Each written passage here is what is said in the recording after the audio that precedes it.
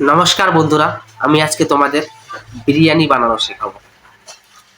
তো সবার প্রথমে তোমরা 1 গ্লাস চাল, 2 গ্লাস ডাল প্রেসার কুকারে দিয়ে তার মধ্যে 2 চামচ জিরা দিয়ে ভালো করে বন্ধ করে নেবে। বন্ধ করার পরে গ্যাস অফ করে 6টা সিটি মারলেই বিরিয়ানি রেডি। আর যারা যারা ভেজ বিরিয়ানি বানাতে চাও, তোমাদের সবার প্রথমে মাথায় রাখতে হবে যে নিরামিষ বিরিয়ানিতে রসুন পেঁয়াজ একদম ব্যবহার করতে পারবে না।